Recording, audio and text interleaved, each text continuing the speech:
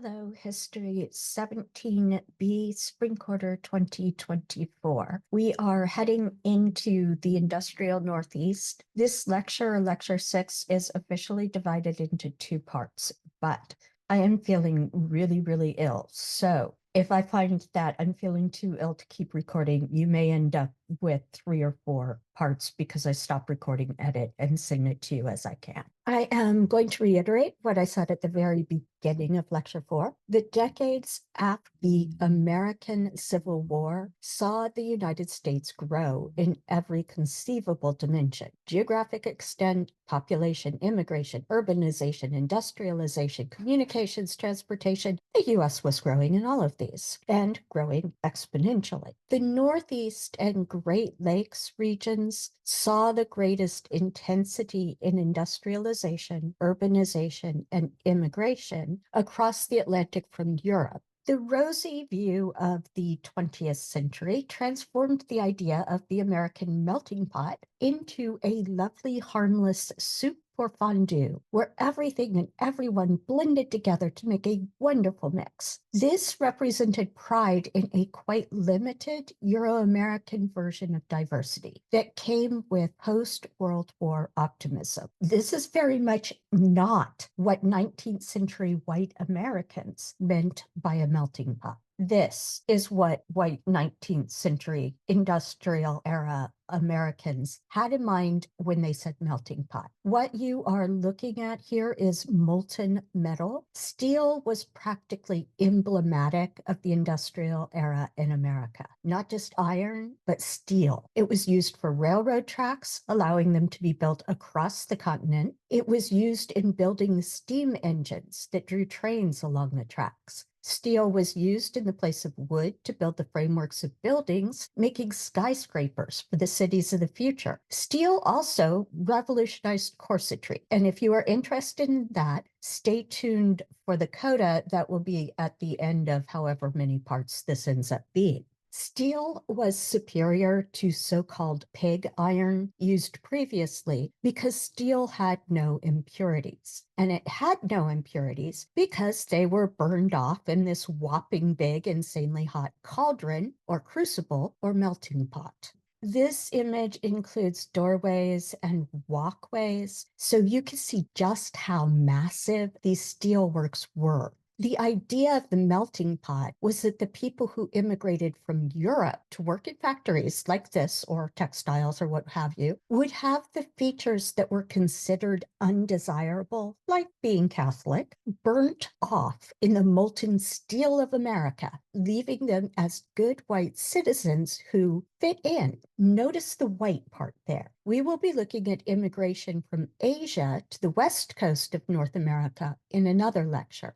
Asian immigrants were considered too far outside to become what white Americans considered American for even this process to make them acceptable citizens to the white U.S. government.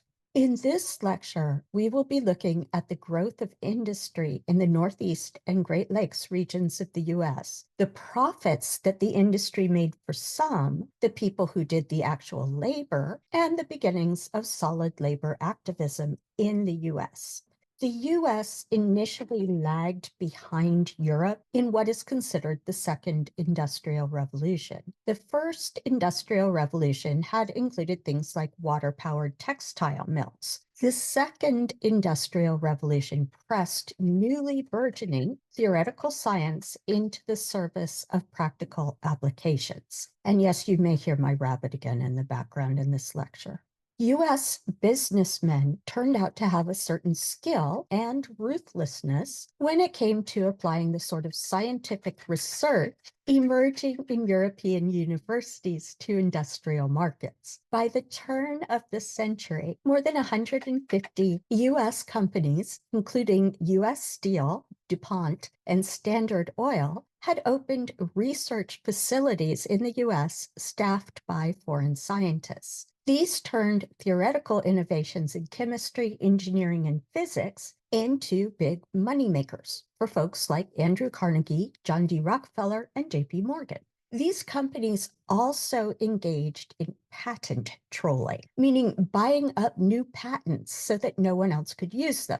This is a practice that is still popular. A patent is basically a license for an invention. This is intended to protect the inventor, as those of you who attended live lecture for the general welfare discussion of the Constitution may remember. But corporations had the money to take greater advantage of the patent systems than inventors. In the middle, the chart in the middle on the slide shows the rise in patents issued between 1830 and 1910. Some of these were pretty much worthless, but others, like the Edison light bulb and modifications to improve steam engines, would be hugely profitable. Electricity made major changes in places where it spread. Edison was not the sole inventor of the light bulb. There were other designs that came out across Europe and the US. Edison's genius was in making the bulb commercially successful by creating a functioning electrical system in New York City in 1882. Streetlights, factories, wealthy homes all used light bulbs marketed by Edison that ran on electricity. Prior to electric light, you had flame fed either by candles or gas lamps. Natural gas is still used in stoves, and as you may know from recent debates, it is both poisonous and explosive if it leaks out without being burnt off. Gas lamps also had to be lit by hand, as you see with the lamplighter, street lamplighter, on the right. And although gas produces more light than candles and can produce light outside the reach of firelight that's stuck in a hearth, it is much less effective than the incandescent light bulb. By 1887, the US had 121 generating plants distributing electricity through Edison's direct current, or DC system. Direct current transmits electricity at more or less constant voltages, limiting the number of places that can be served from one source, as well as the distances electricity can be distributed.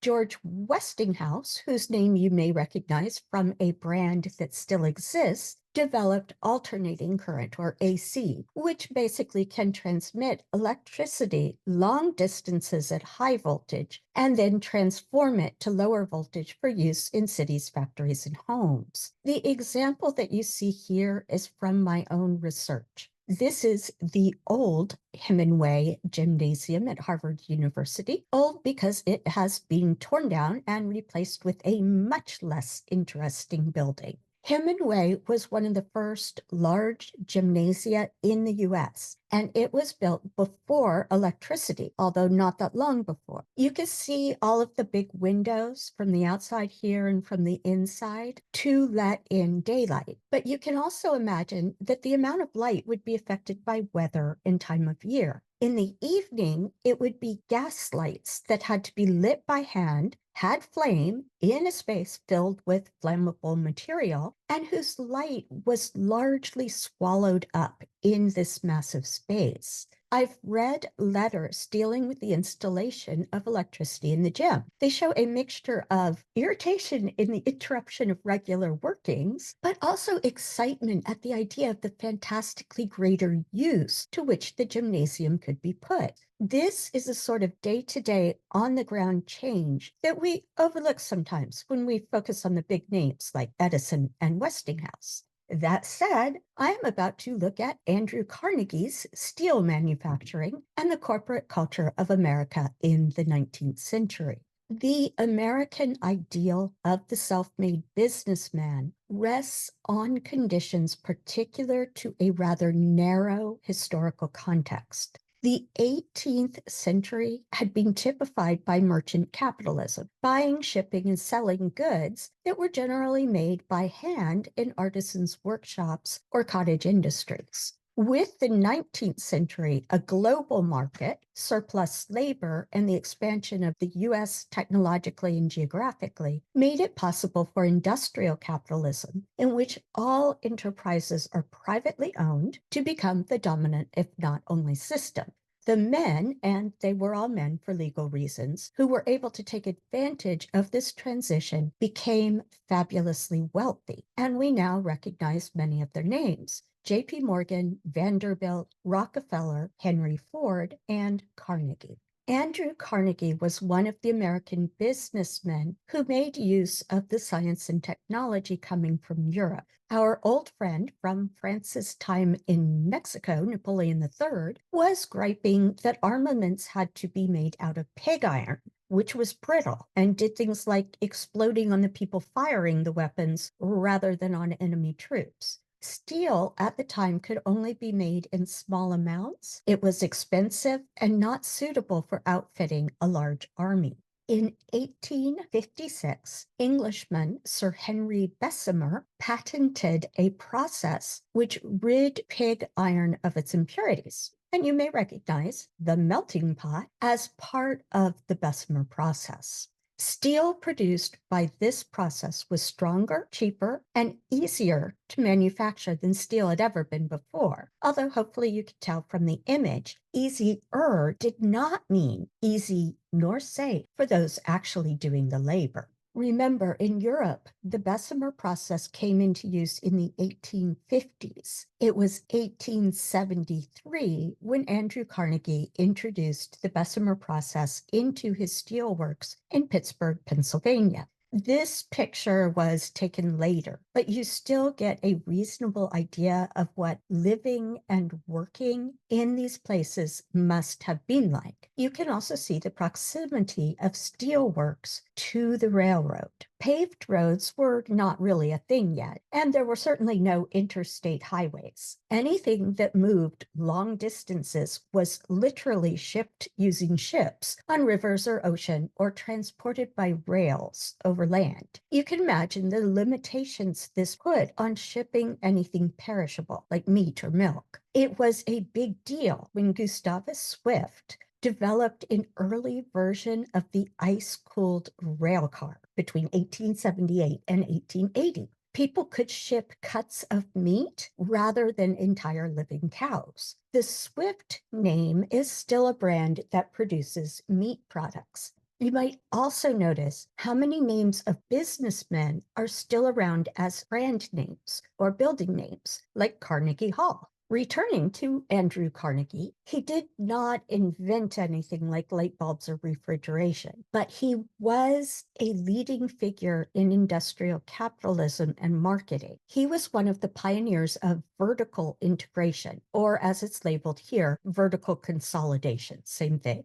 This means that his company controlled the entire supply chain, from the extraction of natural resources through production to marketing and sales. Vertical integration was great for efficiency and profits for people in Carnegie's position, not so much for anyone else. Carnegie could save money by controlling how much people at each level would be paid, and it was never generous. Supposedly, the savings were passed on to consumers, but most of the savings extracted from laborers went into profits for those who owned the companies.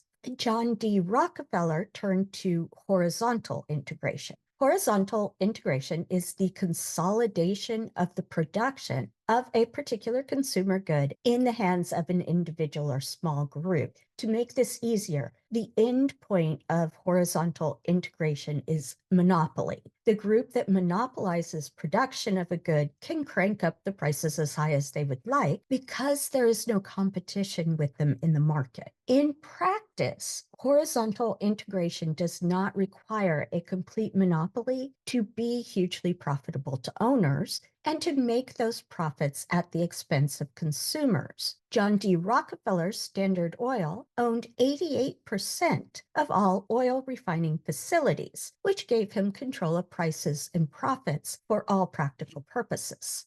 Rockefeller used these mammoth profits to increase those mammoth profits by creating a holding company. This allowed Standard Oil to control many other corporations, cutting competition and increasing profits with those with enough money to buy shares in the company. And you could see that this cartoon from the era suggests that control of industry and huge profits also meant having a disproportionate influence on the US government. This became part of a pattern in which it took money to make money, and a trend toward both greater income inequality and a pattern of economic boom-bust cycles. But I am going to move away from that for the moment to focus on the folks who supplied the labor on which Carnegie and Rockefeller depended.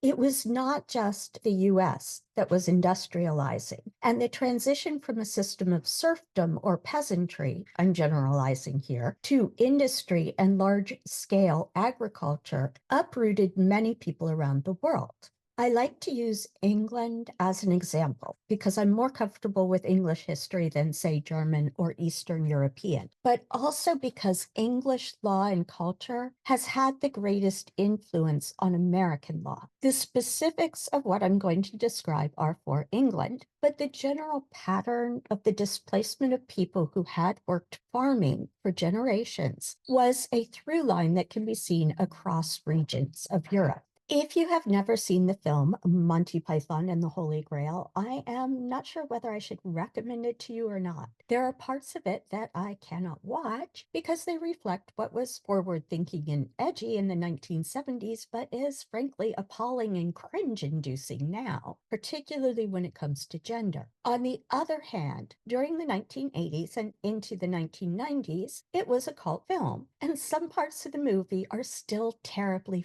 funny, at least to those of us who are around for the Thatcher years.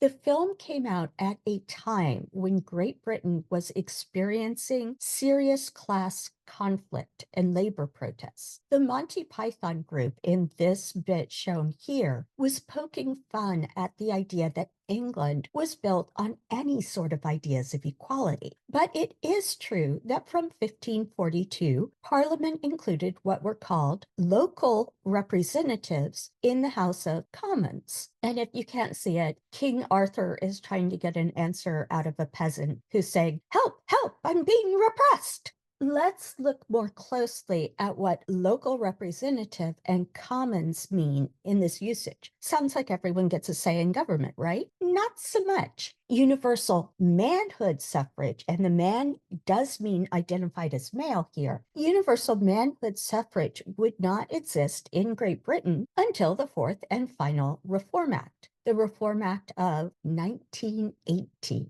So before 1918, who got to be a local representative and who got to elect the local representative? The salient factor was land ownership.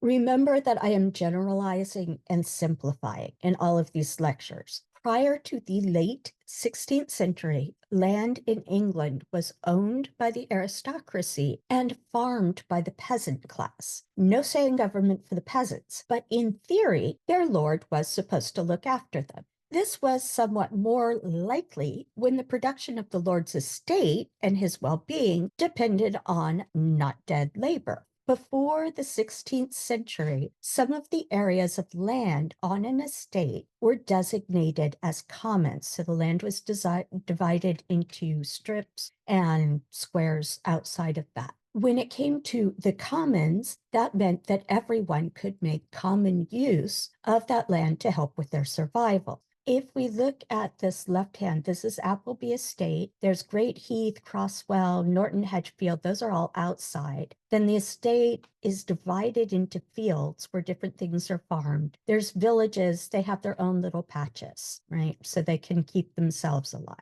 Beginning in the late 16th century and continuing in fits and starts through the 18th century, changes in agriculture and farming meant that landowners could produce more with fewer laborers. Landlords, still largely aristocracy, but beginning to include wealthy farmers and merchants, these landowners evicted small farmers and began to fence in large tracts of land, including the commons, as their personal property. This is called enclosure because farming came to be associated with privately owned, fenced, or enclosed fields.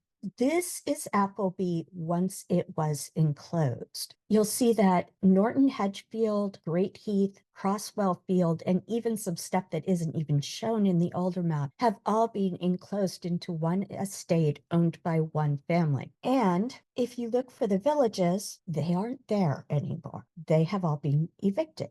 As a result of enclosure, many of the people who had done the farming generation after generation were forced off agricultural land. They flooded into cities, especially London.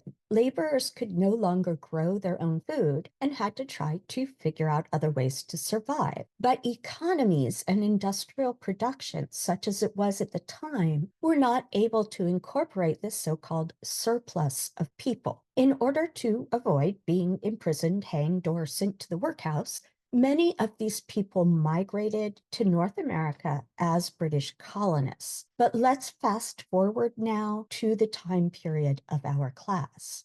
The descendants of the paupers we were just looking at by the 19th century viewed themselves as native-born Americans. England transitioned to enclosure, large-scale farming, and industry earlier than other places in Europe. By the time period of our class, just after the American Civil War, the U.S. experienced an influx of what white Americans considered to be new immigrants, not quite white.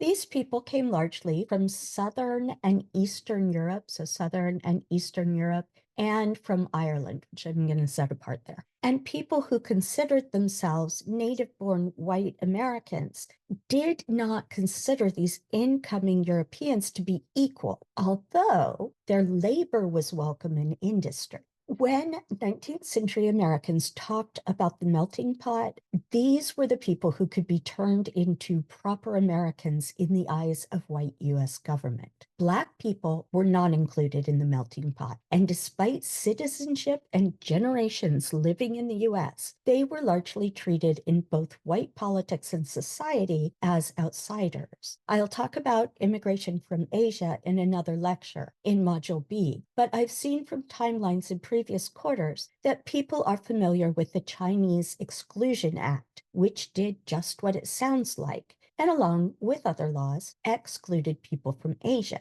Only folks from Europe could be put in the big industrial melting pot and have their impurities burned out enough to supposedly become true Americans. Before I go on, these people are not packed together on the deck of the ship temporarily because the ship was coming into harbor. This is how they traveled. Poor immigrants who crossed oceans to North America traveled in what is called steerage, and I've spelled it for you here. Basically, their ticket got them onto the boat, nothing else. Once you boarded, you needed to stay out of the way of sailors and any wealthy folks who might be on board, but otherwise you were left to shift for yourself. Steerage could be above deck or below deck, but there was not much in the way of amenities, like surfaces to sleep on or toilets, either way. If you came across the Atlantic to the east coast of the United States, then you were processed at an entry point. Before the 1890s, this might be the romantically named, but not actually romantic, Castle Garden. From 1892, you would go through the more well-known Ellis Island. You spent a lot of time in lines being assessed by agents, and you might very well be sent back to Europe for any number of reasons. Eye disease, suspected tuberculosis, looking shifty. If you were male but didn't look masculine enough, you were suspect because you might end up being a burden on the state and not a good industrial worker. If you were a young woman traveling alone, you might be sent back if the immigration agent decided that you were likely to become a prostitute. Nonetheless, many immigrants from Europe were admitted because they provided cheap labor in industry. That included women and children as standard practice. Women working in urban areas was not the exception. It was the norm. There was no sitting around making the domestic space a peaceful retreat for your husband. You all worked. But if you were a woman, you got paid less. And you could see in this factory floor just how many of the employees running machinery are women. If immigrant labor was so valuable, what impurities did white Americans in the US object to and want to have either prohibited or burnt off in the melting pot? Italian immigrants had a couple of strikes against them. They didn't speak English and they were Catholic, not Protestant. Moreover, Italian families did immigrate to the US, but a disproportionate number of Italian immigrants in the 19th century were young men who had no intention nor desire to stay and become Americans. They wanted to earn money and take that money back to Italy. Irish immigrants generally came as families because all of them were starving in Ireland. It did not make sense to leave anyone behind to die while you earned money in America. Irish immigrants also spoke English, but they were Catholic and not Protestant. Eastern European immigrants did not speak English often, and they weren't just not Protestant, they were not Christian. Many Eastern European Jews came to the US to escape pogroms. Pogroms were organized massacres of Jewish people, entire villages wiped out. There was another annoying thing to Americans about European immigrants, and you see this here. Labor organized in Europe early, and many of these people brought ideas of workers' rights with them. It was not as if folks born in America would not have turned to unions or organized labor without European immigrants. But many European workers came with both practice in organizing industrial labor and theory that linked them together beyond being maltreated workers.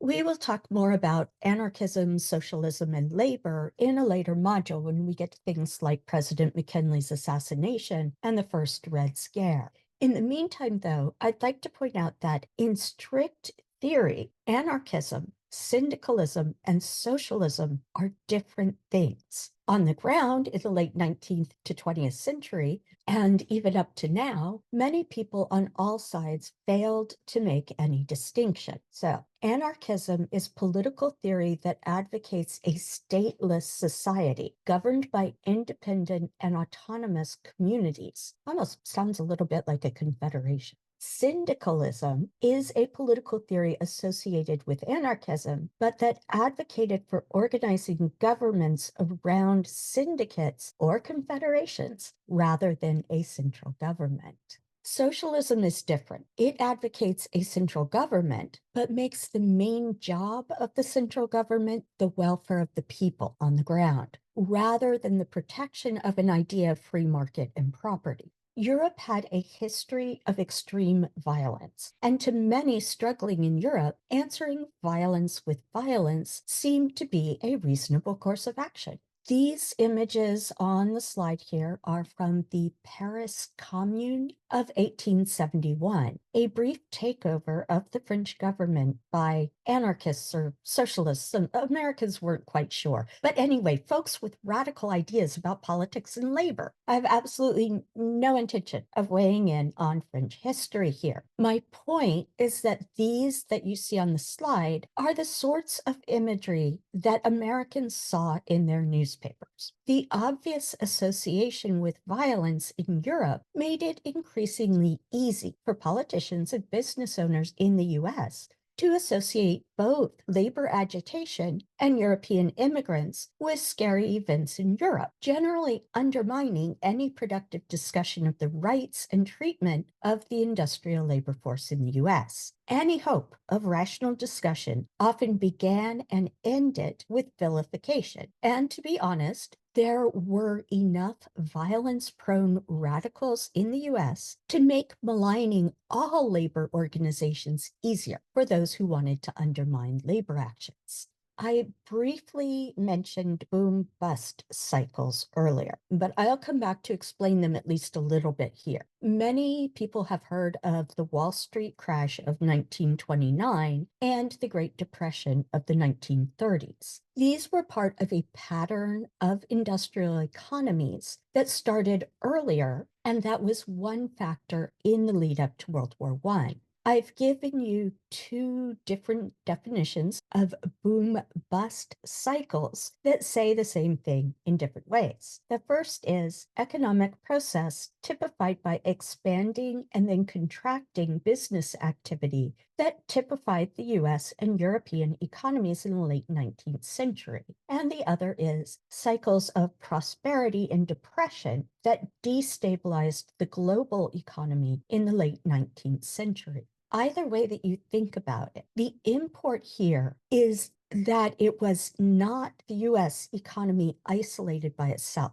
These came in the context of the interplay of European and American banking. The second point is that on both sides of the Atlantic, the upshot of industrialization with capital and the boom-bust cycle was that wealth inequality increased dramatically. The Panic of 1893 will show up later, but I'm going to go back to the Panic of 1873, which you'll note is still within the era of Reconstruction. It was followed 3 years later by the extremely contentious election of 1876. I mentioned this briefly as marking the end of Reconstruction and the abandonment of the South to Jim Crow. But I want to come back to it now because although the election was made under the shadow of the South, many American voters had other things like bankruptcy on their mind. This is a quick reminder of how the political parties stood going into the 1876 presidential election. The Democrats were mainly white Americans born in the US and living in the South, and some European immigrants in the Northeast. This is becoming more important. These people had been fine with enslavement, that wasn't an issue anymore. They were basically fine with the disenfranchisement of other people, and they were still often anti-tariff. The Republicans were mainly white Americans born in the US and living in the Northeast, and Black Americans. These people had been anti-enslavement, but now generally only interested in Black disenfranchisement if they were Black, and all of them also often pro-tariff. The radical Republicans are slipping out of view here, disappearing. Remember also that the intimidation and violence against Black voters was well underway by the election of 1876 in the South. This is what the party candidates looked like on paper. The Democrat was Samuel Tilden. He was governor of New York, and he was seen as being anti-corruption. Political corruption was a big thing. He was against it. The Republican was Rutherford B. Hayes. He was governor of Ohio. He had been a Civil War general in the Federal Army, but he was conciliatory to Southern whites. Looking at the 1876 election, you can see that the Democrats got a greater share of the popular vote. This included New York State, and you might reasonably wonder why New York would side against its own governor. Remember that I said Tilden was noted as anti-corruption. The corruption he went after involved politicians who had actually provided support and services to European immigrants who had become American voters. These people were not best pleased with Tilden.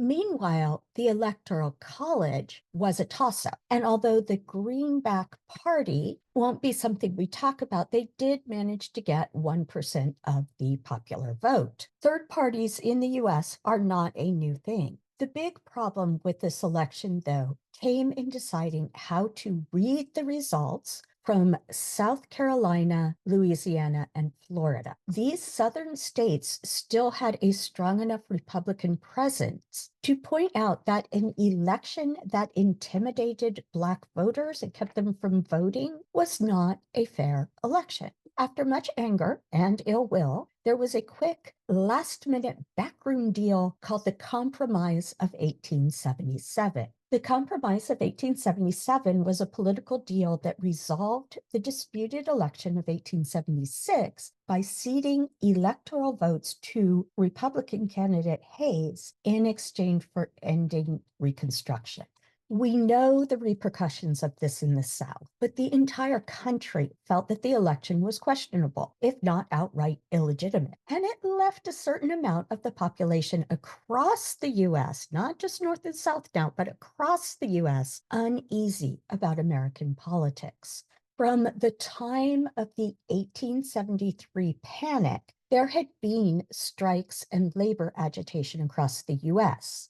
During the downturn, big companies kept their profits at the expense of workers, reducing hours, cutting wages, and laying off employees. Small businesses, around 18,000 of them, just flat failed, leaving workers and former owners alike out on the street, often quite literally.